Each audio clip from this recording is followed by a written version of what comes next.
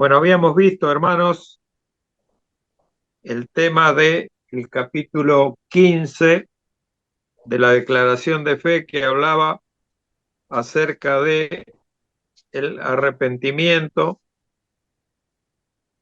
que habíamos visto a modo gráfico para graficar esto y tener una memotécnica un poco más, que nos quede la imagen del árbol, famoso árbol, en que veíamos las raíces, veíamos el tronco, veíamos las ramas y veíamos por último el fruto de este árbol del arrepentimiento.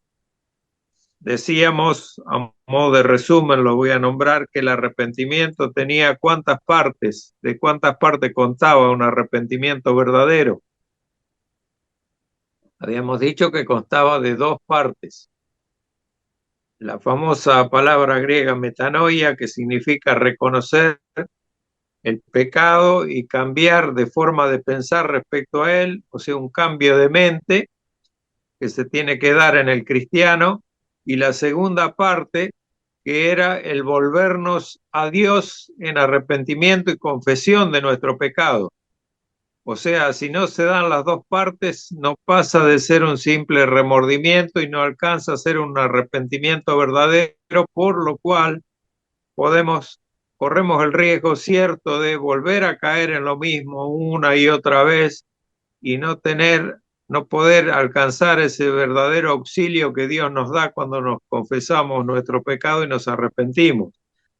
Habíamos visto que había un proverbio, el proverbio 28, versículo 13, que nos graficaba esto de una manera bien clara, y dice el 28:13: el que encubre sus pecados no prosperará.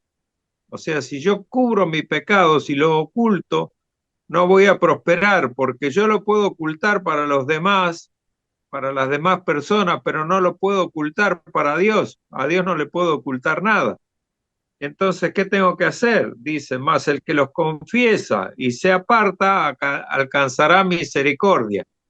¿Y qué es lo que necesito yo cuando peco de parte de Dios? Yo necesito esa misericordia que se aplique a mi vida, por lo cual Él me perdone y me limpie del pecado. Por eso me tengo que volver a Dios y no tengo que escapar ocultando mi pecado. Eso era algo básico que habíamos visto y que es una conclusión de las importantes que nos tiene que quedar de lo que vimos en este capítulo 15. Después, la necesidad de este fruto es la confesión del pecado. Es una necesidad imperativa la confesión del pecado. Por ejemplo, en el Salmo 51, el Salmo 51 es el salmo que escribió David después que pecó con Betsabé y después que Natán lo reconvino, lo, lo llamó al arrepentimiento de parte de Dios, y escribe David versículos 1 al 4: ten piedad de mí, oh Dios, conforme a tu misericordia, conforme a la multitud de tus piedades, borra mis rebeliones. Lávame más y más de mi maldad y límpiame de mi pecado, porque yo reconozco mis rebeliones y mi pecado está siempre delante de mí. Contra ti solo he pecado y he hecho lo malo delante de tus ojos, para que seas reconocido justo en tu palabra y tenido por puro en tu juicio. Eso escribía David con un arrepentimiento sincero, verdadero y volviéndose a Dios, enfrentándose a Dios, que es lo que nos cuesta cuando pecamos, nos cuesta por la vergüenza que nos acarrea el pecado, el vernos tan sucios frente a Dios, nos cuesta enfrentar a Dios para pedirle perdón por ese pecado.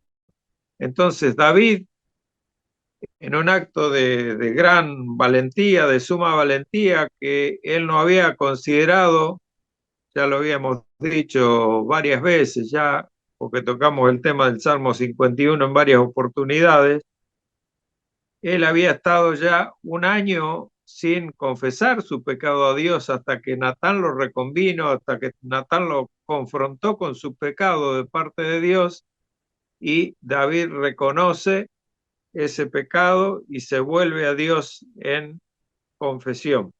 Entonces, ¿cuáles son las características de este fruto? El pecado, como característica del fruto del pecado, el haber reconocido mi pecado y haber estado ya convencido de que eso estaba mal y haber enfrentado a Dios para poder, no es enfrentar como un adversario, sino ponerme frente a Dios en confesión.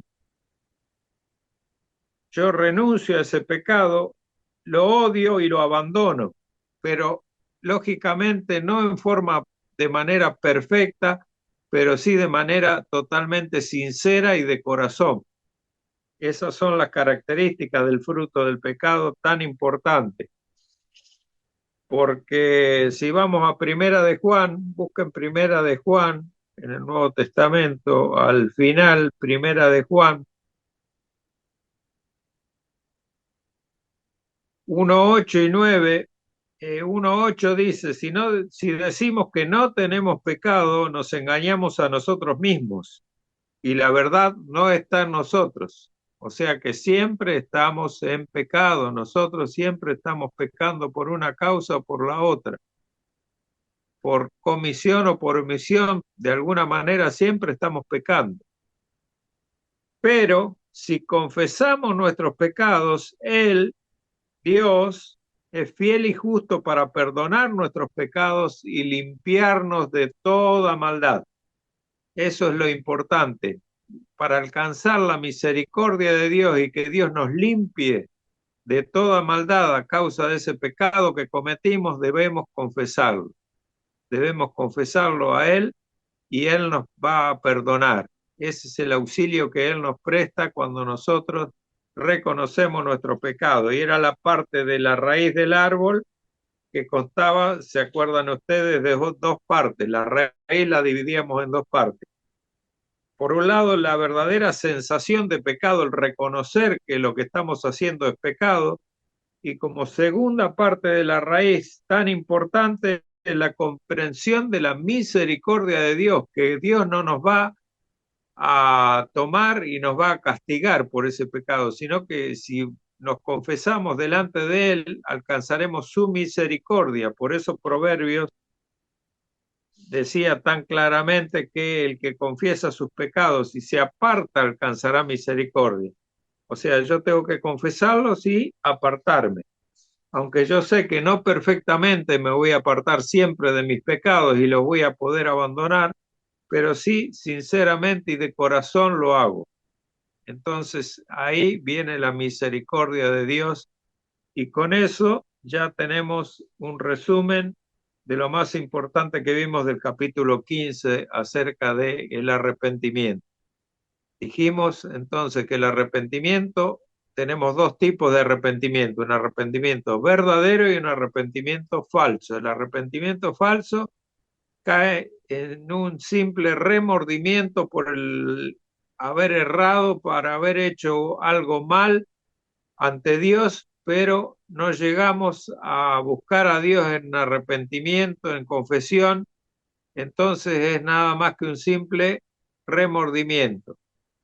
En ese caso nosotros tenemos un ejemplo bíblico que es el ejemplo de Judas Iscariote. Judas Iscariote, cuando entrega a Jesús, él dice la Biblia que se arrepintió después de haber hecho lo que hizo y devolvió las piezas de plata a los religiosos que se la habían dado y fue y se ahorcó. O sea, si él hubiera ido a Dios en confesión, en arrepentimiento verdadero, él iba a alcanzar esa misericordia porque Dios lo promete y no puede ir contra su palabra. Así que la verdad se hubiera plasmado en el perdón de Judas, pero él decidió ir por su cuenta y ahorcarse, terminar con su vida, o sea, volver otro pecado encima de ese tan grande que había cometido, otro pecado más. Entonces, eso es un simple remordimiento. En cambio, en el caso de Pedro, cuando niega 3 veces al Señor Jesús después que el gallo canta, como él se lo había predicho, él se arrepiente delante del Señor y el Señor lo restaura. Esos son los dos casos de ejemplos bíblicos que tenemos cuando el Señor le dice, Pedro, ¿me amas? Y le tuvo que decir 3 veces, Pedro, ¿me amas? No solamente porque él lo había negado 3 veces, sino porque Pedro tampoco había comprendido verdaderamente lo que significaba el amar a Dios, que no era el querer a Dios. ¿Por qué? Porque las primeras 2 veces que le dice, sí, Señor, yo te agapeo, ¿no? La tercera vez le dice, yo te agapeo, pero las primeras 2 veces le dice, sí, Señor, yo te fileo. O sea, yo te quiero, le dice Pedro. Y Jesús no quería que le respondiera que él lo quería, sino que le tenía que responder que él lo amaba. Entonces, las 2 primeras veces le dice, sí, Señor, yo te fileo. La tercera vez, cuando dice que Pedro ya se molestó porque por tercera vez el Señor le preguntó, le dijo, sí, Señor, yo te agapeo. Agapeo es amar a Dios, como Dios nos ama a nosotros. El amor agape es el amor ese desinteresado, el amor que da todo sin pedir nada a cambio. Entonces, el arrepentimiento de Pedro ahí se vio plasmado directamente en un amor que él expresó hacia Cristo cuando él le preguntaba si Pedro me amas, Pedro me amas, y él le decía, sí, Señor, yo te quiero. Entonces él no estaba comprendiendo bien cuál era la verdadera pregunta de Jesús y cuál debería ser la verdadera respuesta hasta la tercera vez que le contesta. Pero de todas maneras, Pedro alcanza misericordia porque no huye de Jesús, no huye del Dios vivo para escapar y hacer su voluntad, como hizo Judas Iscariote, sino que confesó su pecado y le dijo que él lo amaba en arrepentimiento verdadero. Entonces, vista estos dos contrastes que hay con el arrepentimiento verdadero y el arrepentimiento falso, podemos dar por terminado el capítulo 15, que habla del arrepentimiento en la declaración de fe, y entramos al capítulo 16. El capítulo 16 de la declaración de fe habla de las buenas obras, ese es el título. El título de la declaración de fe, de las buenas obras, vemos que tenemos, vamos a ver cuántos, un párrafo, 2 párrafos, 3, 4, 5, 6, 7 párrafos tiene la declaración de fe en el capítulo 16 de las buenas obras. Nosotros vamos a hacer un compilado de lectura de referencias bíblicas y vamos a comenzar leyendo el párrafo 1 y el párrafo 2. Luego voy a hacer un bosquejo del capítulo completo del capítulo 16 y los vamos a ir dividiendo para que jueves tras jueves, porque no vamos a terminar en un solo jueves ni en dos tal vez para ver estos 7 párrafos, pero tal vez lo podamos hacer en 3 jueves consecutivos. Dice el párrafo 1 del capítulo 16, las buenas obras son solamente aquellas que Dios ha ordenado en su santa palabra, y no las que, sin autoridad de ésta, han inventado los hombres por un fervor ciego o con cualquier pretexto de buenas intenciones. Párrafo 2. Estas buenas obras, hechas en obediencia a los mandamientos de Dios, son los frutos y evidencias de una fe verdadera y viva, o sea, una fe verdaderamente salvífica.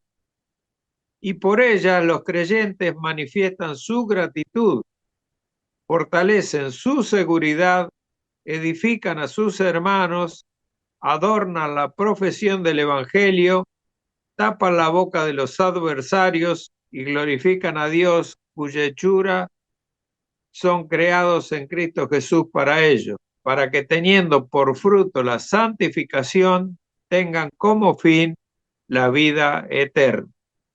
Entonces, para el párrafo 1 vamos a leer un famoso versículo que todos lo sabemos, pero no lo recordamos tal vez. Después de Jonás viene Miqueas. En Miqueas capítulo 6, está Jonás, luego Miqueas capítulo 6, versículo 8, leemos: Oh hombre, él te ha declarado lo que es bueno. Dios te ha declarado lo que es bueno. ¿Y qué pide Jehová de ti? Solamente hacer justicia y amar misericordia y humillarte ante tu Dios. Esas son buenas obras, las que Dios ordena, las que Dios autoriza y las que Dios pide. Como referencia, en el Nuevo Testamento podemos ir a Romanos capítulo 12,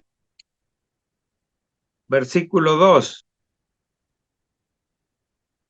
Escribe Pablo en Romanos 12, versículo 2: No os conforméis a este siglo, sino transformaos por medio de la renovación de vuestro entendimiento, para que comprobéis cuál sea la buena voluntad de Dios, agradable y perfecta.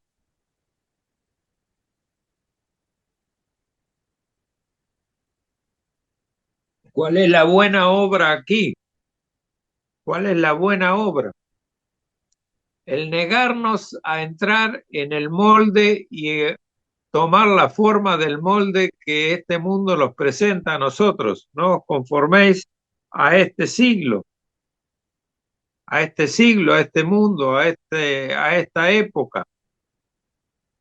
No os conforméis a la moda de este mundo. La moda es uno de los enemigos más grandes que tenemos nosotros, porque es la guía que este mundo nos da a cada uno de nosotros para ir llevándonos, como se lleva al burro con la zanahoria delante para que camine, y nosotros, haciendo gala de nuestro amor por el mundo, nos vamos detrás de esa zanahoria, y la prueba está de todo esto, que la moda es así y la moda hace esto con nosotros.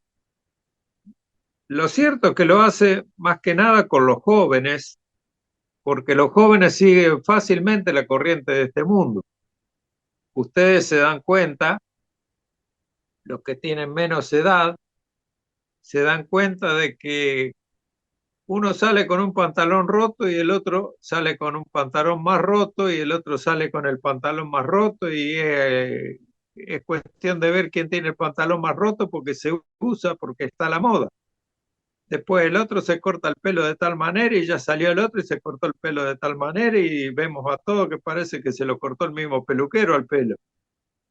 Pero eso es la moda, eso es conformarse al mundo. ¿Por qué? Porque yo tengo que estar a la moda, si no, hay una persona que decía,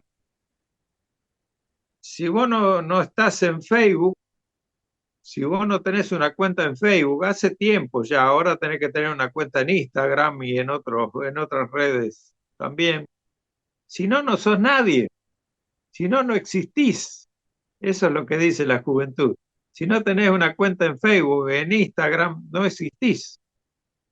O sea, la moda nos lleva a conformarnos al mundo, a conformarnos al mundo. Lo que tenemos algunos años más, tenemos la ventaja de no habernos criado con Internet, no habernos criado sabiendo lo que era una red social, y tenemos la ventaja esa, que hemos sobrevivido a todas estas vicisitudes de la moda del mundo que nos imponía cosas, pero de otra forma, de otra manera. Era mucho menos sutil, era mucho menos invasiva la influencia del mundo para con los que hoy tenemos unos cuantos años más. pero de todas maneras sí teníamos la influencia del mundo de una u otra manera.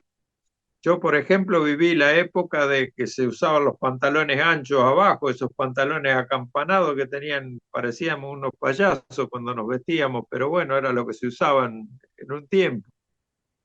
Va, no, yo digo parecíamos porque me incluyo dentro de los de esa época, pero yo nunca usé esos pantalones, me parecían muy payaso y nunca me resistí a usarlos. Yo cuando mis compañeros salían de remera o de camisa de colores o con, se usaban los cuellos, unos cuellos que eran hasta por acá, las camisas tenían unos cuellos grandísimos. Yo salía de camisa y a veces salía de corbata. Cuando iba a las confiterías bailables como todo el mundo. Todos los inconversos íbamos ahí y hacíamos la misma cosa, las mismas payasadas, pero yo no me vestía como el resto del mundo, pero veía como el resto del mundo se iba copiando uno del otro.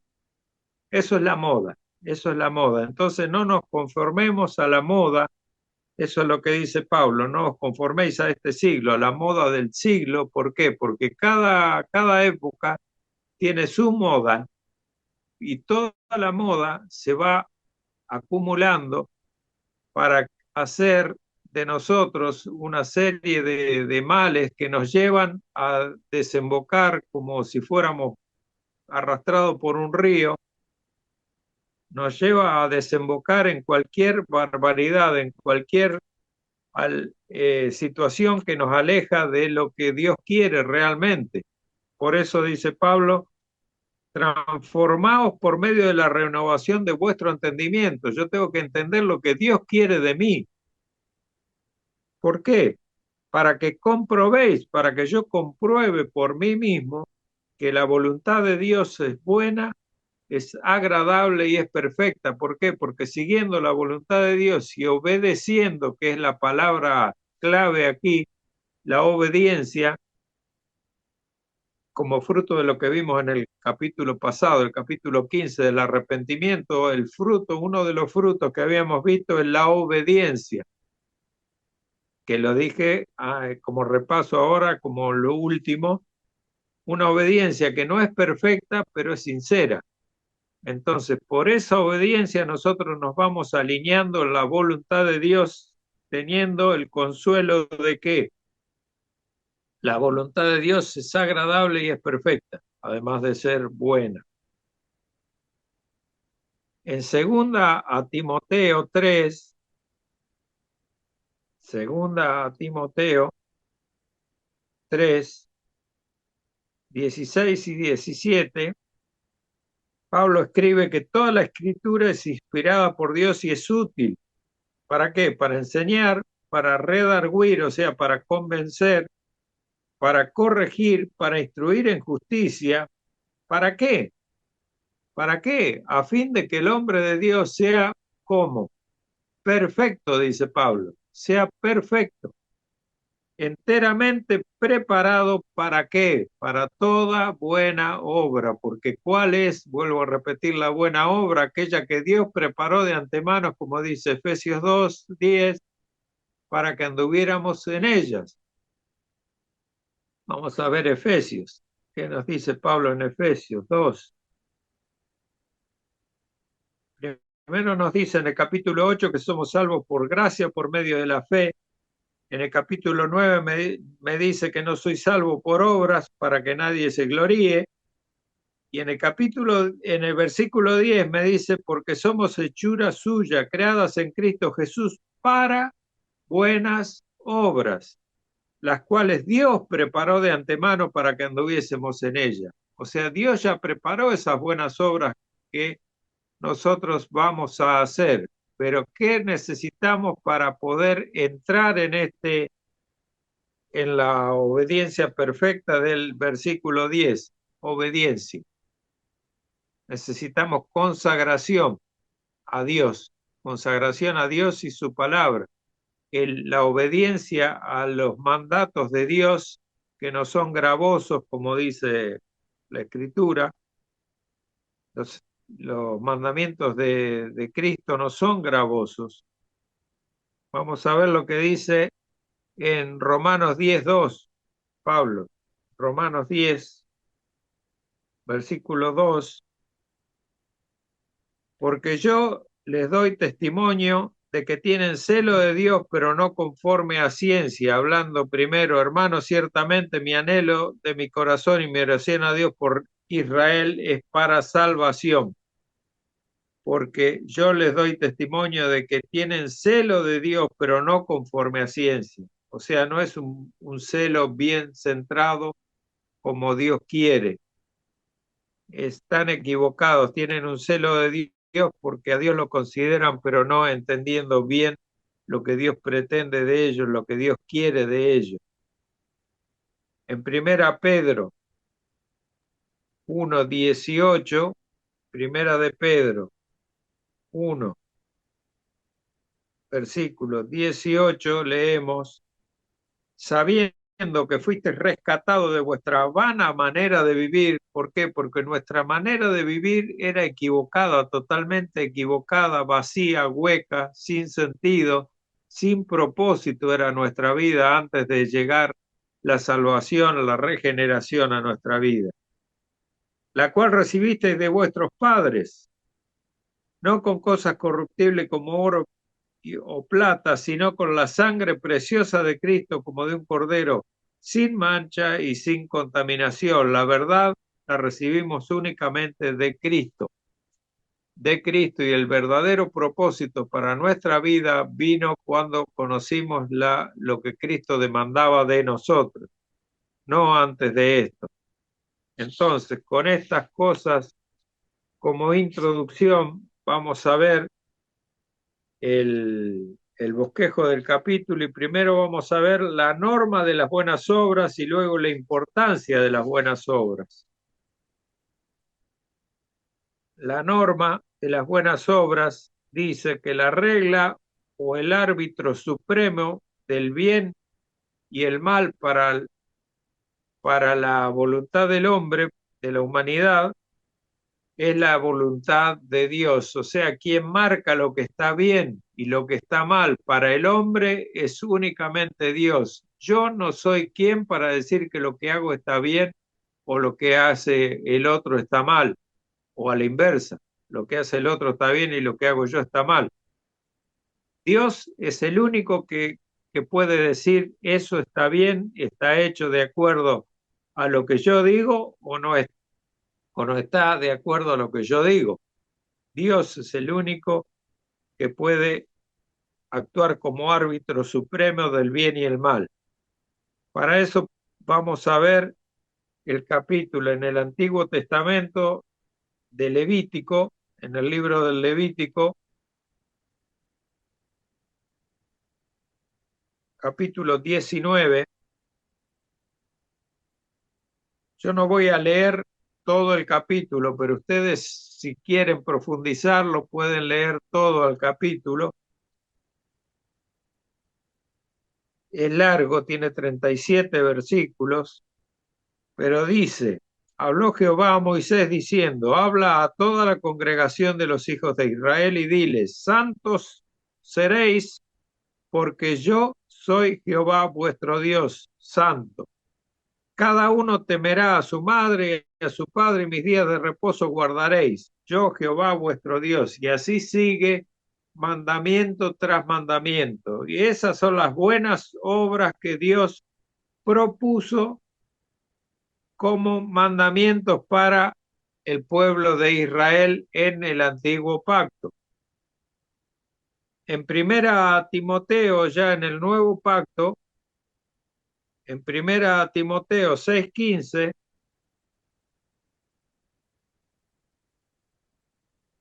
leemos desde el 14, que guardéis el mandamiento sin mácula ni reprensión hasta la aparición de nuestro Señor Jesucristo, la cual a su tiempo mostrará el bienaventurado y solo soberano Rey de Reyes y Señor de Señores. O sea, yo tengo que guardar lo que aprendí, yo tengo que guardar lo que Cristo escribió o lo que fue escrito como palabras de nuestro Señor Jesucristo en la Biblia. ¿Para qué? Esperando la vuelta de nuestro Señor, cuando venga como juez, cuando vuelva como juez a esta tierra. El conocimiento práctico de esta voluntad solo puede hallarse en la palabra de Dios. No hay otro lugar, no hay otro lugar. No es lo que yo creo, sino lo que dice la palabra de Dios. En el Salmo 147, Antiguo Testamento, Salmos 147, versículos 19 y 20, los dos últimos, dice: ha manifestado sus palabras a Jacob, sus estatutos y sus juicios a Israel. No ha hecho así con ninguna otra de las naciones, y en cuanto a sus juicios no los conocieron. Aleluya. O sea, todo lo que mandó, mandó Dios a los suyos, a su pueblo, a nosotros, a sus escogidos. Todas las cosas. ¿Y cómo sabemos cuáles son esas cosas? Porque están escritas en la palabra de Dios. ¿Cómo sabemos entonces? Volvemos al viejo, perdón, voy a tomar agua. Volvemos a la vieja pregunta recurrente: ¿cuál será la voluntad de Dios para esto, para aquello? Para lo que voy a hacer, para lo que quiero emprender o para tal o cual cosa. ¿Cuál será la voluntad de Dios? Hermano, la voluntad de Dios, que es buena, agradable y perfecta, está en la palabra de Dios, no está en otro lado. Si yo quiero saber cuál es la voluntad de Dios para saber que lo que voy a hacer está bien, está en la palabra de Dios. Tengo que conocer la palabra de Dios, ahí no voy a tener dudas. Sabemos que, como decía el pastor el miércoles en la clase, yo tengo libertad en Cristo. En esta nueva dispensación, en este nuevo pacto que estamos viviendo, tenemos toda la libertad del mundo para hacer todas las cosas. Pero Pablo hace una advertencia y dice: todas las cosas me son lícitas, pero no todas las cosas me convienen. Todas las cosas me son lícitas, pero yo no me dejaré dominar de ninguna, dice Pablo. Entonces, ¿por qué no se dejará dominar de ninguna? Porque él conoce la voluntad de Dios. Y yo, conociendo la voluntad de Dios, sé lo que es pecado y lo que no es pecado. Y sé que lo que Dios no marca como pecado directamente, yo puedo caminar por ese lugar, pero a la mínima sospecha de que estoy haciendo las cosas que no agradan a Dios, yo me tengo que retirar de ese camino, tengo que tomar otro. Tengo que tomar otro. No hay otra solución para un dilema que yo pueda tener. ¿Estoy haciendo la voluntad de Dios o no la estoy haciendo? No tengo que esperar que Dios me direccione, porque si Dios me direcciona, Dios me va a corregir. Y si Dios me corrige, puede ser que no me guste la corrección de Dios. Entonces yo, antes, conociendo la voluntad de Dios, porque conozco su palabra, yo puedo estar advertido si estoy haciendo lo correcto o no. Yo puedo ir a un casamiento, puedo ser invitado a un casamiento y participar de la fiesta del casamiento, sí, puedo ir. Como decía el pastor, ¿puedo bailar? Sí, puedo bailar, pero yo tengo un matrimonio, tengo una esposa, entonces si bailo, bailo con mi esposa. No está mal que lo haga, porque es con mi esposa que bailo. Ahora, si yo voy a sacar a cada una de las mujeres que se me presentan a bailar, ya es otra cosa. Entonces, puedo tomar alcohol, pero la palabra de Dios me dice que no me embriague con vino. Ah, pero en la Biblia no dice nada de la cerveza, entonces me puedo embriagar con cerveza. No, la ordenanza de Dios es que no te embriagues, no, no solamente con vino, no te embriagues. O sea, puedes tomar alcohol, pero sabiendo la medida, ¿cuál es tu medida? Puedes tomar un vaso de algo que tenga alcohol si lo deseas, pero no embriagarte, no llegar a embriagarte. Lo mejor sería no tomar alcohol directamente, porque la medida, ¿quién tiene la medida de cuánto puedo o cuánto no puedo tomar? Nadie la tiene, nadie la tiene, en realidad nadie la tiene. Entonces, las buenas obras son solamente aquellas que Dios ha ordenado en su palabra, no son las que yo considere, ni las que yo invente, ni las que a mí me parezcan buenas obras. En Miqueas 6:8 que ya leímos y en Romanos 12:2 está claro esto. En Hebreos 13:21, el libro de Hebreos, Nuevo Testamento, Hebreos 13:21, el último capítulo de Hebreos, os haga aptos, dice, en toda buena obra para que hagáis su voluntad. ¿Hablando de quién? De Dios, de la voluntad de Dios, haciendo Él en vosotros lo que es agradable delante de Él por Jesucristo, al cual sea la gloria por los siglos de los siglos. Amén. Si yo hago la voluntad de Dios y si yo obedezco los mandamientos que no son gravosos, como dijo Jesús, mis mandamientos no son gravosos, el que me ama guardará mis mandamientos o mis mandamientos guardará, es porque yo los conozco. Si yo los tengo que guardar, los tengo que conocer, si no, ¿cómo puedo guardar los mandamientos de Jesús si no los conozco? Por eso es tan importante que yo esté afilado a la Escritura, esté apegado a la Escritura. En Colosenses 2:13, el libro de Colosenses, Filipenses, Colosenses, capítulo 2, versículo 13, y a vosotros, estando muertos en pecado y en la incircuncisión de vuestra carne, os dio vida juntamente con él, perdonándoos todos los pecados. 2:3, en quien están escondidos todos los tesoros de la sabiduría y del conocimiento. ¿Quién? Ese que nos perdonó todos nuestros pecados, Jesucristo. En él están escondidos todos esos tesoros de la sabiduría y del conocimiento. Entonces, yo no tengo excusa para decir que peco porque no conozco, porque tengo que conocer. Porque si peco porque no conozco es porque yo no me dedico a conocer la palabra de Dios. Yo tengo la culpa de no conocer la palabra de Dios, de no conocer los mandamientos de Dios, lo que Dios quiere de mi vida. No es otro.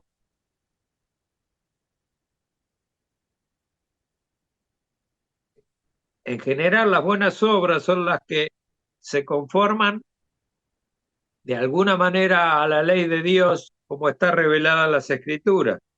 Si leemos Levítico 19, ustedes se van a dar cuenta de esto.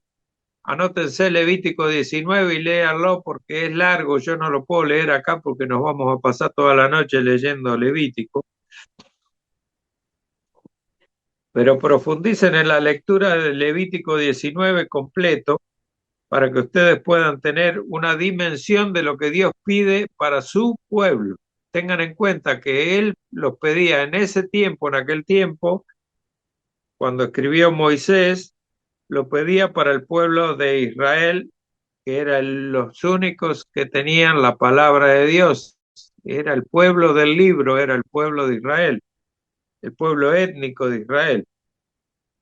Luego dice el escritor más específicamente, las buenas obras son expresiones concretas ¿de qué? De bondad y generosidad, especialmente de tipo práctico, como nos dice Juan 1:31 al 33. Vamos al Nuevo Testamento, Evangelio de Juan 1:31 al 33. Yo no le conocía más para que fuese manifiesto Israel, por esto vine yo bautizando con agua, dice Juan. También dio Juan testimonio diciendo, vi al Espíritu que descendía del cielo como paloma y permaneció sobre él, y yo no le conocía. Pero el que me envió a bautizar con agua, aquel me dijo, sobre quien veas descender el Espíritu y que permanece sobre él, ese es el que bautiza con el Espíritu Santo. Esas son las buenas obras que estaba haciendo Juan el Bautista. Expresiones de bondad y generosidad. Él no lo conocía a Jesús, pero sabía que tenía que bautizarlo. Que no necesitaba bautismo, Jesús sí no necesitaba bautismo porque no el bautismo de Juan era bautismo de arrepentimiento y Jesús no tenía de qué arrepentirse.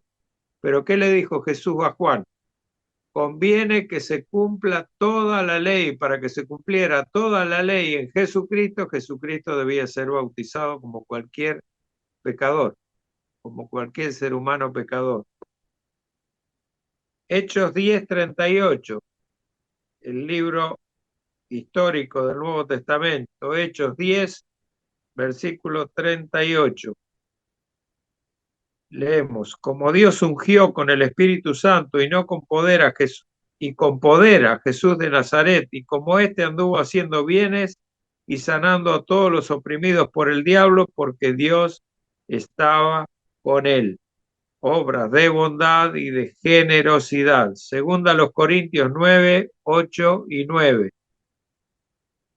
Segunda a los Corintios 9, 8 y 9. Y poderoso es Dios para hacer que abunde en vosotros toda gracia, a fin de que, teniendo siempre en todas las cosas todo lo suficiente, abundéis para toda buena obra. Como está escrito, repartió, dio a los pobres, su justicia permanece para siempre. Esas son las buenas obras, obras de bondad, obras de misericordia y generosidad. El escritor dice, ¿qué reprensión nos proporciona el estudio serio de las Escrituras? Porque nos reprende, nos hace entrar en razón de cosas que no son del todo claras para nosotros hasta que la vemos expresada en las Escrituras. ¿De qué manera? Nosotros somos como unos anémicos espirituales, de cierta manera. Se revela esto en la poca frecuencia de nuestras expresiones prácticas de bondad hacia el prójimo. No abundamos en buenas obras hacia el prójimo, no es nuestra manera de vivir esa. La Biblia llama a estas buenas obras, las obras prácticas, las obras prácticas. También se revela la perversión espiritual de muchos cristianos profesantes. En nuestro tiempo, por ejemplo, para los judíos, era una buena obra lavarse las manos. Ellos se lavaban las manos muy frecuentemente para comer pan. Para ellos era eso una buena obra. Y tenían en su lista de buenas obras meramente humanas que habían escrito ellos, porque eran unos legalistas, que los hacían sentir bien delante de Dios, pero para calmar su conciencia simplemente, para hacer más de lo que Dios le pedía, hacer aún más de lo que Dios le pedía. Y eso les parecía que era estar bien con Dios. Y de la misma manera que hacían en aquel tiempo los judíos, hacemos mucho de los cristianos hoy en día, como hacen los católicos romanos. Nos parecemos bastante en algunos aspectos. Nos parece que abundar en ciertas cuestiones y en ciertas oportunidades, no siempre, nos hace parecer aceptos delante de Dios. Los hombres aman esta mentalidad. ¿Por qué? Porque uno ama el destacarse haciendo algo bueno frente a los demás. Es algo natural del ser humano que nos gusta que nos vean cómo hacemos buenas obras delante de los demás no para que nos alaben ni los aplaudan, sino simplemente con que nos vean hacer una buena obra nos sentimos bien. Pero no es así, el verdadero cristiano se ve cuando nadie lo ve. El verdadero cristiano se ve cuando nadie lo ve. Porque cuando nadie lo está viendo es cuando se manda las macanas más grandes una persona. Siendo cristiano, siendo reformado, siendo lo que fuere, de la mejor cepa posible, pero aún así el cristiano se ve cuando nadie lo ve. Tienen una vista de águila, dice el escritor, para las violaciones de sus reglas, para ver cuando otro viola sus reglas, sus propias reglas de conducta. Ve a aquel está haciendo lo que no tiene que hacer, pero no tiene la misma vista y además están prácticamente ciegos para ver las buenas obras de los demás o para tener compasión y ver que el otro hace lo que puede aunque no lo hace perfectamente. pero igual le podemos tachar de inútil a veces, muchas veces. La ceguera espiritual de muchos cristianos profesantes se revela en su violación del deber bíblico en favor de aquello que dice ser una buena obra. La importancia de las buenas obras. ¿Cuál es la importancia de las buenas obras que vemos en el párrafo 2? Vamos a leer el párrafo 2 de vuelta para recordarlo, porque el párrafo 2 dice: estas buenas obras hechas en obediencia a los mandamientos de Dios son los frutos y evidencias de una fe verdadera y viva. La fe que nos salvó, si es que somos salvos, la fe que nos salvó es una fe verdadera y viva, o sea que no quedó ahí nomás, sino que va creciendo, que sigue avanzando, que cada vez es más fortalecida. Por ella los creyentes manifiestan su gratitud, fortalecen su seguridad. Esto es muy importante porque al aplicar la fe de manera práctica, nosotros vamos fortaleciendo nuestra seguridad de salvación, se va mostrando nosotros que somos salvos, somos cada vez más seguros de nuestra salvación, de nuestra propia salvación. Edificamos a los hermanos, eso lo vemos en el grupo GPS, por ejemplo, en cada grupo GPS ya hemos visto el edificar mutuamente al otro, al hermano. Adornan la profesión del Evangelio, ¿por qué? Porque continuamente vamos adornando el Evangelio, vamos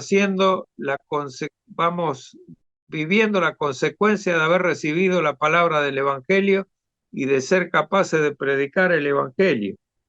Tapan la boca de los adversarios, ¿por qué? Porque no tienen de qué agarrarnos, no somos irreprensibles. Si somos verdaderos cristianos que practicamos la fe como es debido, tapamos la boca de nuestros enemigos porque no tienen de qué tomarse para acusarnos, o debería ser así. Glorificamos a Dios cuya hechura son.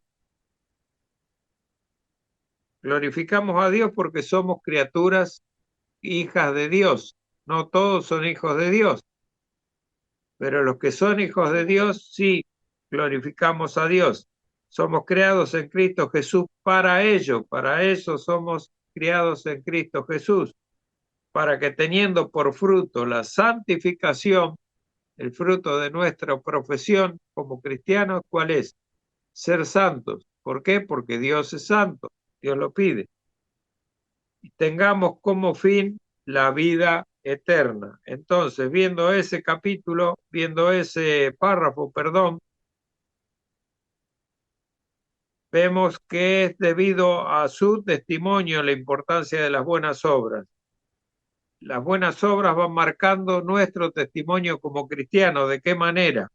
Santiago es el libro preferido del Nuevo Testamento que habla de las obras, de la fe con obras. Santiago, capítulo 2, versículo 18, dice: pero alguno dirá, tú tienes fe y yo tengo obras. Muéstrame tu fe sin tus obras y yo te mostraré mi fe por mis obras. Tenemos que estudiarlo bien a este versículo para comprenderlo bien. Tenemos que estudiarlo bien para comprenderlo como Santiago quiso expresarlo. Alguno dirá, tú tienes fe y yo te digo, yo tengo obras. Pero ¿qué pasa? La obra no salva. La obra es un resultado de mi fe. La obra tiene que ser un resultado de mi fe viva. Ahora vamos a leer más adelante. Muéstrame tu fe sin tus obras y yo te mostraré mi fe por mis obras. ¿Por qué? Porque mi fe me hace obrar. Versículo 21. ¿No fue justificado por las obras Abraham, nuestro padre, cuando ofreció a su hijo Isaac sobre el altar?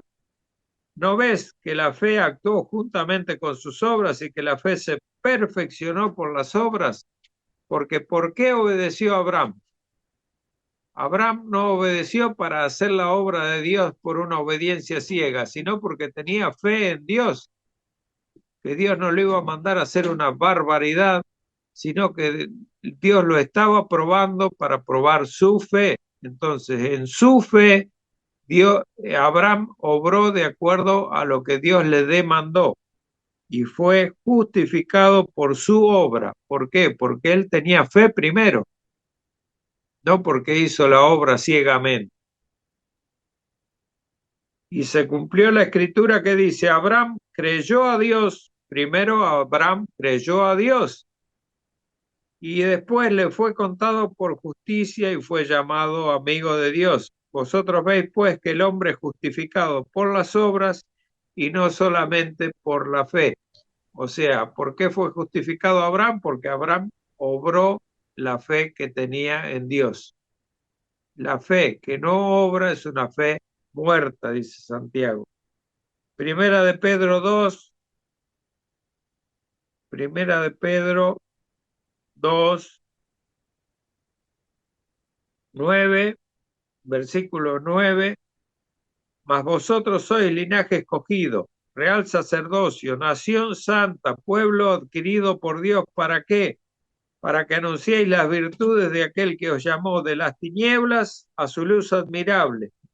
Vosotros, que en otro tiempo no erais pueblo, pero que ahora sois pueblo de Dios, que en otro tiempo no habíais alcanzado misericordia, pero que ahora habéis alcanzado misericordia, manteniendo, versículo 12, manteniendo vuestra manera de vivir entre los gentiles, vuestra buena manera de vivir entre los gentiles, para que en lo que murmuran de vosotros como malhechores glorifiquen a Dios en el día de la visitación, al considerar vuestras buenas obras. O sea, mis obras son las que marcan lo que yo soy, que yo fui creado para andar en esas buenas obras que leíamos hoy en Efesios 2. Efesios 2:10 dice que las buenas obras son caminos que Dios preparó para que anduviésemos en ellas. Dios las preparó y nosotros andamos en ellas porque andamos en obediencia a los mandatos de Dios. Luego, en Mateo 26,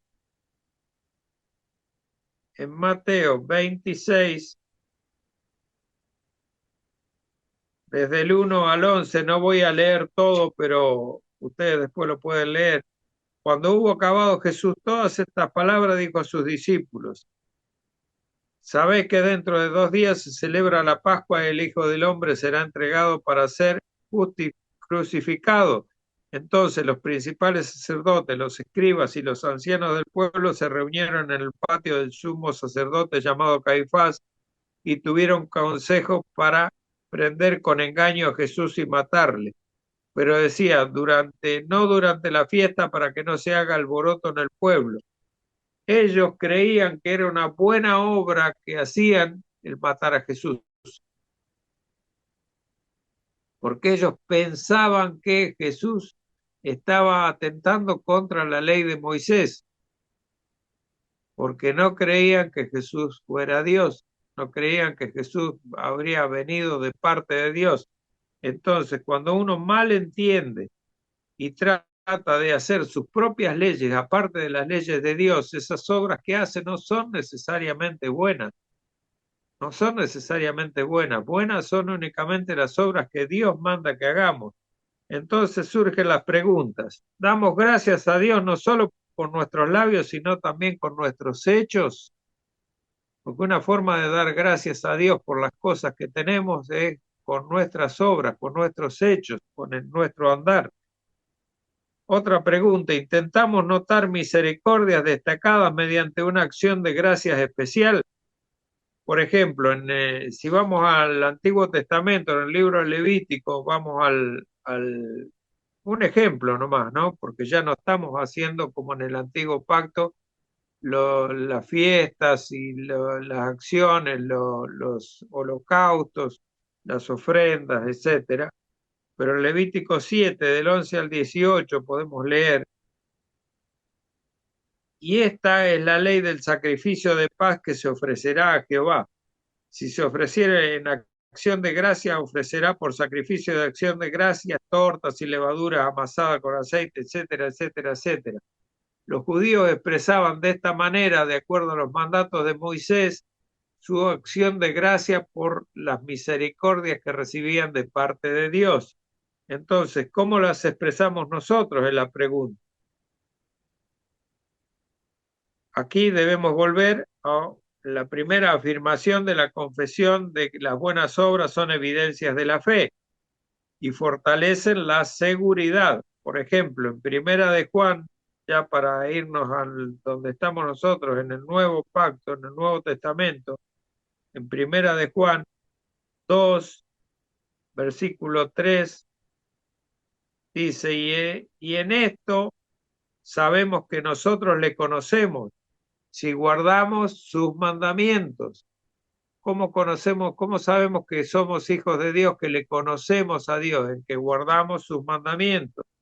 El que dice, yo le conozco y no guarda sus mandamientos, el tal es que mentiroso, dice Juan, y la verdad no está en él. Pero el que guarda su palabra, en este verdaderamente el amor de Dios se ha perfeccionado.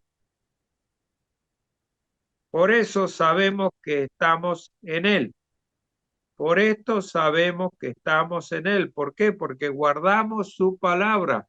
¿Y por qué guardamos su palabra? Porque conocemos sus mandamientos, porque conocemos sus mandamientos. Que vuelvo a repetir, los mandamientos de Cristo no son gravosos, no son pesados. Son pesados únicamente cuando nosotros tenemos más carne que espíritu.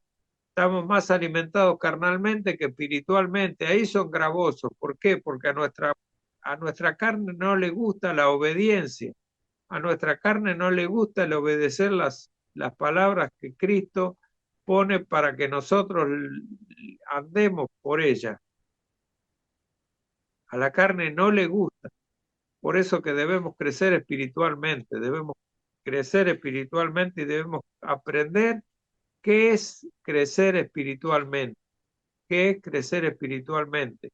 Cuando veamos que a nuestra carne no le gusta algo, no le gusta una acción que Dios manda, es porque tenemos un problema que tenemos, como a veces pasaba con los niños, carne crecida.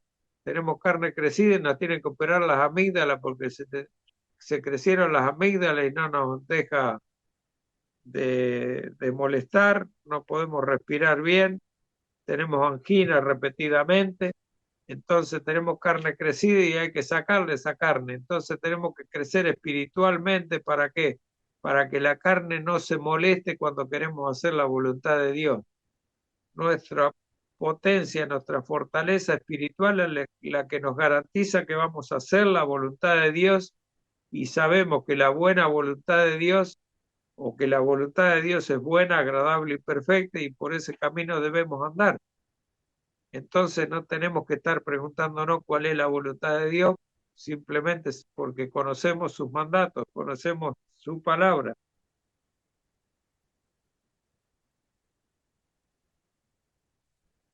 A menudo la tarea de tratar la falta de seguridad, de salvación, no es mediante el autoexamen, sino ejercitando la fe.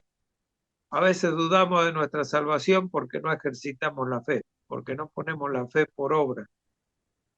Entonces no somos capaces de hacer una buena obra en, efectivamente y dudamos de nuestra salvación. Che, seré salvo yo si vivo pecando, vivo cayendo siempre en el mismo pecado. ¿Por qué? Porque no me dedico a hacer la voluntad de Dios. Me dedico a alimentar mi carne y a alimentarme muy pobremente de lo espiritual. Por eso caigo una vez y otra vez. Si vamos a Cristo, tenemos que hacer que nuestra alma se apoye en sus manos y entonces agradecer y poner a trabajar nuestra fe. Ponernos en las manos de Cristo significa hacer lo que Él nos pide que hagamos. Y nos cuesta, ¿por qué nos cuesta? ¿Por qué nos cuesta amar a nuestro hermano? ¿Por qué nos cuesta amar a nuestro enemigo? ¿Por qué nos cuesta amar a la persona que aborrecemos? Precisamente por eso, porque la aborrecemos. Entonces la pregunta no es por qué nos cuesta amar a aquel que no nos gusta, que nos resulta pesado, difícil. porque simplemente no somos capaces de poner el amor que Dios nos dio en obra, en una obra. Somos incapaces de predicar el evangelio a una persona que odiamos. ¿Por qué? Porque precisamente porque la odiamos, porque desobedecemos a lo que Dios nos manda. Que dice, orad por vuestros enemigos. La cosa empieza orando. Yo no puedo acercarme a una persona que no me cae bien si antes no oré durante un largo tiempo por ella. Y cuanto más me moleste acercarme a esa persona, porque más me molesta verla, más me molesta escucharla, más tengo que orar. Entonces me va a ser más fácil acercarme a esa persona, hacerme presente delante de él y decirle que primero que estuve orando por él y segundo, predicarle el evangelio. Puede que el problema que tienes con la seguridad de que estás tan metido en ti mismo que nunca tienes tiempo para hacer algo por nadie más. Esa es otra. Pienso tanto en mí mismo, tanto en mis problemas, tanto en lo que yo tengo que por delante, tengo tantas cosas para pagar, tengo tantas cosas para hacer, tengo tantas cosas pendientes que no puedo terminar ninguna, que no me puedo ocupar de mi vecino, no me puedo ocupar de aquel. ¿Se acuerda que el pastor, no sé si todos participamos de la reunión de los miércoles, pero nos dio una tarjetita para anotar los nombres de las personas que tenemos que orar por ellas? ¿Para qué? Para que un día, ahí está, Katy, esa tarjetita, tiene que tener nombre, tiene que tener nombre. Yo tengo que seleccionar los nombres que tengo que poner ahí porque no he puesto ninguno todavía porque no estoy seguro. Tres tenés, bueno, amén, amén.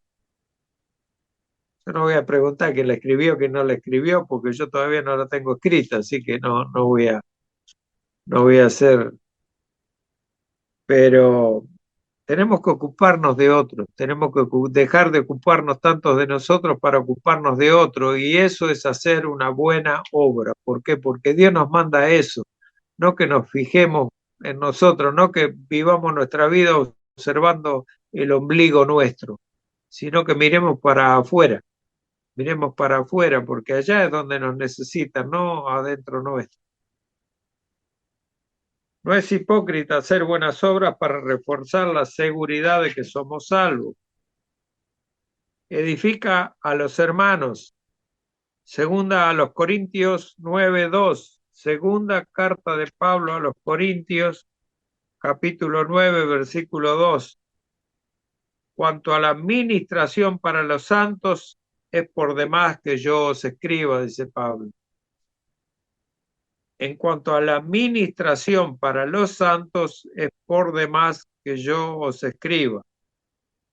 Y sigue en el versículo 2 diciendo, pues conozco vuestra buena voluntad. Ellos tenían buena voluntad, de la cual yo me glorío entre los de Macedonia, que acá ya está preparada desde el año pasado, y vuestro celo ha estimulado a la mayoría. Fíjense que el celo por hacer una buena obra de los corintios, nada menos, ¿no? De los corintios, estimuló a la mayoría, unos pocos que decidieron tomar cartas en el asunto y poner su fe en acción, estimuló a la mayoría y esa mayoría fue la que fue para adelante, haciendo que entre los de Macedonia y Acaya está preparado desde el año pasado, dice Pablo, todo un año. Y vuestro celo ha hecho esto, ha estimulado a la mayoría de todos ellos. Entonces, poner la fe por obras, por buena obra, además de esto, contagia y hace que otros se sumen y vayan llevando esta obra adelante, cada vez se va haciendo más grande y se va cumpliendo de mejor manera la voluntad de Dios, no solo en nuestra vida, sino como iglesia lo vamos haciendo. En Mateo 5:16, Evangelio de Mateo, 5, versículo 16. Así alumbre vuestra luz, dice el Señor, delante de los hombres, para que vean, para que ellos, los demás, los inconversos, vean vuestras buenas obras y que hagan, glorifiquen a vuestro Padre que está en los cielos. Nuestras buenas obras hacen que los demás, hasta los inconversos, glorifiquen al Dios de los cielos, al Dios que es nuestro Dios y todavía no es Dios de ellos. Pero esto va preparando indirectamente el corazón de aquellos que no conocen hoy a Dios para que cuando le prediquemos el Evangelio estén abiertos, porque ven nuestras buenas obras, ven el resultado de lo que son las obras de Dios en nuestra vida que se traducen en buenas obras que nosotros ponemos en práctica. Eso es muy importante. Tu celo y buenas obras, o la falta de las mismas, tienen un efecto directo sobre los hermanos y sobre los inconversos. Sobre los hermanos y sobre los inconversos. A los hermanos los empuja para que nos imiten y para que hagan lo que nosotros hacemos. Vayan perdiendo el temor a hacer lo que tienen que hacer. Pero nosotros tenemos que dar el primer puntapié para que todo esto sea seguido por los hermanos. Ser ejemplo. Eso es adornar el Evangelio. Adornar algo es hacerlo parecer atractivo o deseable. Cuando yo adorno algo es para hacerlo ¿qué? Más atractivo, no más feo. Entonces, cuando alguien ve algo que se va haciendo cada vez más atractivo, le da ganas de seguirlo, de imitarlo, de ir en ese sentido. Mateo 5:16 dice, así alumbre vuestra luz, lo leí recién delante de los hombres, para que vean, para que ellos vean vuestras buenas obras. Segunda Timoteo, no, perdón, Tito 2, vamos a ver Tito 2, Tito 2, 5, Tito 2, 5 y 9 al 12. El 5 dice, a ser prudentes, castas, cuidadosas de su casa, buenas, sujetas a sus maridos, habla de las mujeres, para que la palabra de Dios no sea blasfemada. El 9 al 12, exhorta a los siervos a que se sujeten a sus amos, que agraden en todo, que no sean respondones, o sea, humildes, no defraudando, sino mostrándose fieles en todo, para que en todo adornen la doctrina de Dios nuestro Salvador.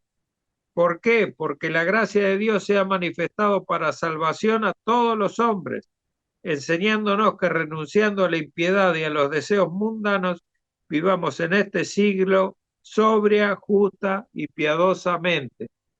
Nuestras buenas obras contagian. Nuestras buenas obras contagian.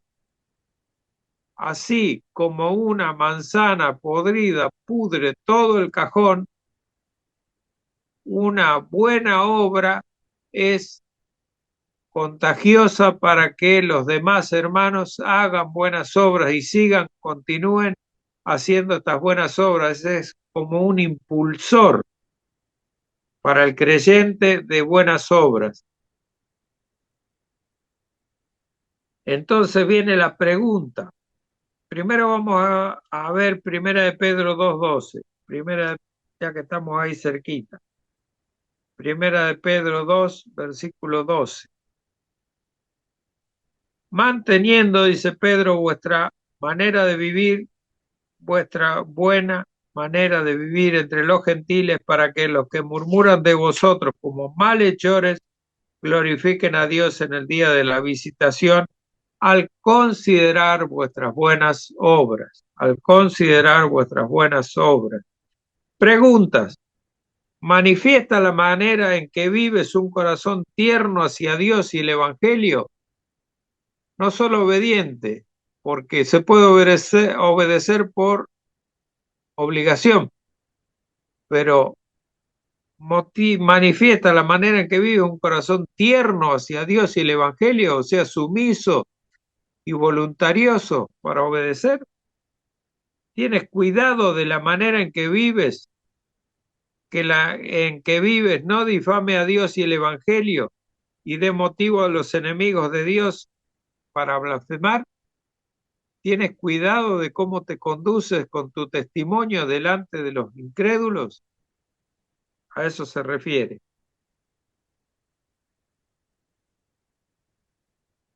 ¿Es tu vida descuidada, perezosa, pecaminosa e indisciplinada? ¿Es una carga para otro y es ofensiva para los inconversos? Cuidado, porque no debería. Cuidado porque no debería.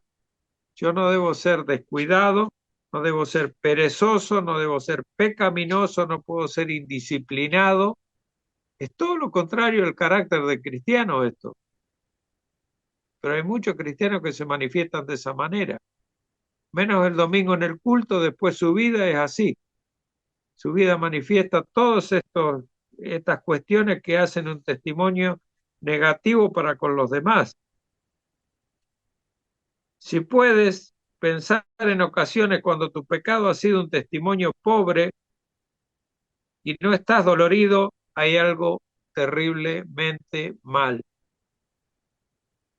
Si recuerdas algún momento en que tu testimonio ha sido horrible, hay algo terriblemente mal en ti. Es así de claro. El cristianismo de alguien que no es sensible en cuanto a adornar las virtudes del Evangelio debe ser seriamente cuestionado, seriamente cuestionado.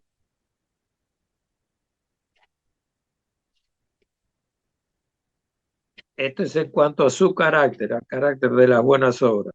Ahora, debido a su papel, las buenas obras son el camino establecido para la vida eterna. No es que por ellas seamos salvos, porque no somos salvos por las obras, pero las obras son las que manifiestan si somos salvos, que es al revés. Las buenas obras son las que manifiestan que somos salvos. ¿Por qué? Porque somos salvos para buenas obras, y si somos salvos, haremos buenas obras. De lo contrario, no. Romanos 6, Romanos capítulo 6, 22, versículo 22, dice: mas ahora que habéis sido libertados del pecado y hechos siervos de Dios, tenéis por fruto la santificación. Nuestro fruto es la santificación y como fin la vida eterna.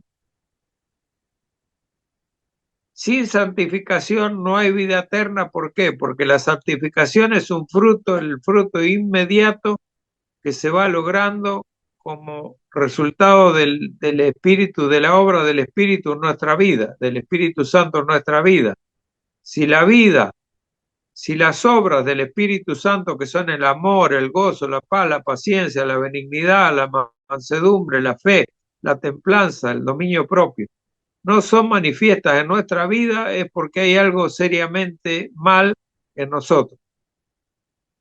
Hay algo que no está bien en nosotros, en nuestro cristianismo. Y tenemos que ser sabios y ser humildes para poder reconocer esto y analizarnos a nosotros mismos, eso que Pablo repite una y otra vez: examinaos a vosotros mismos si estás en la fe, si estás en la fe correcta. ¿Por qué? Porque la fe que no obra de acuerdo a lo que Dios dice es una fe muerta, y una fe muerta no salva a nadie, hermano. Una fe muerta no salva a nadie. Entonces, debido a su papel, las buenas obras en el camino establecido para la vida eterna, eso lo tenemos que tener clarito. Comienza entonces a hacer buenas obras, porque además seremos juzgados por las obras, no seremos juzgados por otra cosa, seremos juzgados por nuestras obras. Dios nos juzgará por nuestras obras en el tribunal de Cristo. La vida cristiana comienza, como vimos, con arrepentimiento y fe. Así comienza nuestra vida cristiana. La fe debe ir a apoyarse en Cristo antes de hacer buenas obras. ¿Por qué? Porque yo tengo que saber qué es lo que quiere Cristo de mí, para que lo que yo haga sea realmente una buena obra porque está hecha en Cristo. El arrepentimiento debe volverse del pecado, odiarlo, abominarlo y entristecerse por eso. Debemos odiarlo, debemos verlo como una abominación y debemos entristecernos por el pecado. No podemos gozarnos con el pecado o satisfacernos con el pecado. Antes de hacer las propias obras de arrepentimiento, debemos considerar estas tres cuestiones respecto al pecado: el rechazo hacia el pecado, la abominación, el ver el pecado con los ojos que Dios lo ve. Ya lo dije muchas veces, lo vuelvo a repetir: ver el pecado como Dios lo ve. De esa manera tenemos que tratar de verlo nosotros. No es fácil porque estamos acostumbrados a que vemos del pecado de una forma mucho más liviana que como Dios lo ve, pero tratemos de ver qué piensa Dios del pecado y tratemos de imitar a Dios con respecto a esto, porque Dios nos va a juzgar por nuestras buenas obras también, o por la falta de nuestras buenas obras. Tercer punto, la causa de las buenas obras. Esto está en el párrafo 3, lo voy a leer. Párrafo 3. Y aquí vamos a terminar hasta el jueves que viene. Voy a explicar el párrafo 3 el jueves que viene. La capacidad, dice la declaración de fe, la capacidad que tienen los creyentes para hacer buenas obras no es de ellos mismos en ninguna manera, sino completamente del Espíritu de Cristo. Y para que ellos puedan tener esta capacidad, además de las virtudes que ya han recibido, necesitan una influencia real del mismo Espíritu Santo para obrar en ellos tanto el querer como el hacer por su buena voluntad. Sin embargo, no deben volverse negligentes por ello, como si no estuviesen obligados a cumplir deber alguno aparte de un impulso especial del Espíritu, sino que deben ser diligentes en avivar la gracia de Dios que está en ellos. Es un párrafo largo que al que le tenemos que prestar atención. ¿Por qué? Porque nosotros somos unos perfectos inútiles para hacer buenas obras. Somos tremendamente inútiles. Si no fuera por la obra del Espíritu Santo nosotros, por eso es tan importante que nosotros repasemos Gálatas 5 y veamos lo que Pablo escribe acerca de los frutos de la carne y los frutos del Espíritu. Y cuando habla de los frutos del Espíritu, analizar bien el amor, el gozo, la paz, la paciencia, la benignidad, la fe, la mansedumbre y la templanza, para que veamos en qué grado está manifestada en nuestras vidas, porque eso es el testimonio de lo que somos. Esa es la lucha que tenemos con nosotros mismos, con nuestra vieja naturaleza, con nuestra naturaleza que nos lleva a hacer pecado. Ahí está manifestada el fruto del Espíritu.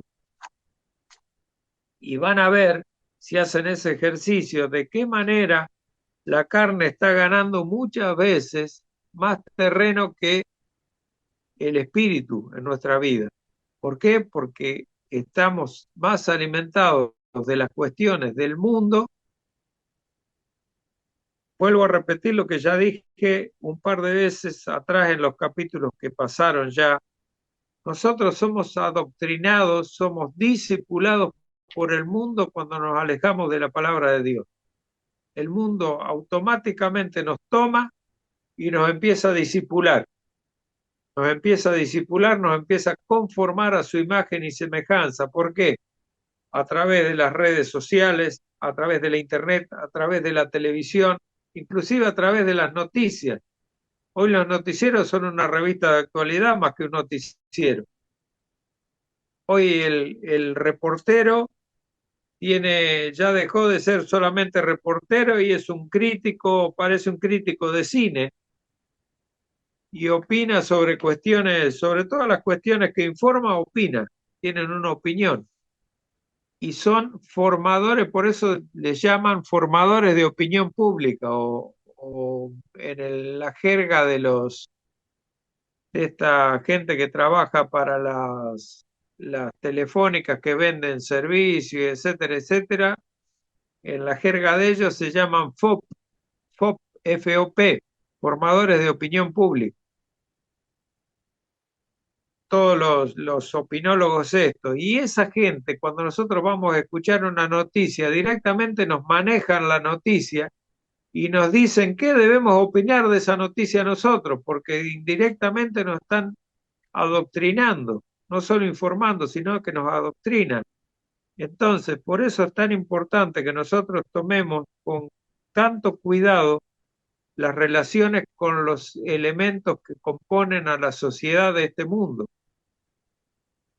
Todo, todo lo que son redes sociales, lo que es internet, lo que es la televisión, todo eso nos va discipulando de tal manera que nos va conformando al mundo actual. ¿A través de qué? A través de la moda, a través de esta cosmovisión que tiene el mundo para con nosotros. Por eso sería bueno que un día volvamos a ver el tema que una vez charlé con los jóvenes acerca de la cosmovisión bíblica, lo que es la cosmovisión bíblica, ¿por qué? Ya lo dio el pastor Raúl también hace mucho tiempo, antes que yo fuera parte de la iglesia, pero la cosmovisión bíblica hoy en día es algo que no está muy practicado, digamos. La cosmovisión bíblica no está aplicada como debería aplicarse. La cosmovisión bíblica está muy contaminada con la cosmovisión de esta época, de esas modas que yo le digo, esas modas han entrado tanto en las iglesias, que hoy la adoración es cuestionada en muchas iglesias, la adoración está cuestionada, los grupos de alabanza están muy cuestionados. Hoy se llama la banda, le dice la banda, al grupo musical le dice la banda de música. No es la banda de música, es un grupo de músicos que se reúnen para adorar a Dios, pero no es una banda musical. Yo no puedo alegremente decir mi banda, la banda de mi iglesia. No es así, no es una banda, es un grupo musical de alabanza. De la manera que se realizan las alabanzas, de la manera que se adora a Dios en todo lo que es el culto, de lo que algún día vamos a tocarlo en la declaración de fe, va a llegar el momento de hablar de todos esos temas. Vamos a ver que estamos demasiado influenciados por el mundo y nosotros no nos estamos dando cuenta en muchas ocasiones y en muchos aspectos no nos damos cuenta. Hasta dónde llegamos con la influencia de ciertas cuestiones, de ciertas normativas, por ejemplo, religiosas, entre comillas, porque nosotros no somos religiosos. Nosotros somos cristianos que estamos relacionándonos con nuestro Dios y Salvador Jesucristo. Eso es lo que somos nosotros, no somos una religión. Somos producto de una relación que tenemos con Cristo. ¿Por qué? Porque Él nos salvó, porque Él nos redimió, porque Él nos justificó. Entonces, tenemos una relación personal con Cristo. No somos religiosos, no somos religiosos. Somos personas que tenemos una relación especial con Dios y muy estrecha con Dios. Sin embargo, estamos perdiendo un montón de cosas de lucidez con respecto a estas cuestiones cuando hablamos con otra persona y nos ponemos a la altura de yo no quiero hablar de religión y decimos, bueno, está bien, no vamos a hablar de religión y dejamos de hablar de Cristo. Y Cristo no es la religión. Cristo no es religión. Pero ¿cómo le podemos hacer entender a la persona? Es fácil, prediquémosle el Evangelio. Y digámosle, bueno, yo no te voy a hablar de religión, pero te voy a hablar de Cristo. ¿Por qué? Porque Cristo es un hombre, hoy es un hombre que está sentado a la diestra de Dios intercediendo por nosotros y a la vez de ser hombre es Dios mismo. Entonces vamos discipulando a una persona cuando le vamos enseñando el Evangelio, le vamos predicando el Evangelio. ¿Por qué? Porque es necesario. Porque si le decimos cree en Cristo y será salvo, como dice la palabra de Dios, tenemos que explicarle qué tiene que creer de Cristo. Porque me dice, sí, yo creo en Cristo, pero ¿qué crees de Cristo? Y eso es una buena obra, lo que estamos haciendo. Eso es una buena obra. Esas son las buenas obras que tenemos que hacer, las que Dios preparó de antemano. En realidad es una sola buena obra que Dios preparó de antemano para que anduviésemos en ella. Predicar el Evangelio, cosa que nos es tan difícil muchas veces, o que nos es tan, no digo molesta, pero que nos es tan pesada, que nos asusta tanto, que nos retrae tanto, pero que es tan necesario, porque es lo único que tenemos que hacer para Dios como buena obra. La mayor buena obra que podemos hacer es predicar el Evangelio, predicar la verdad de Dios.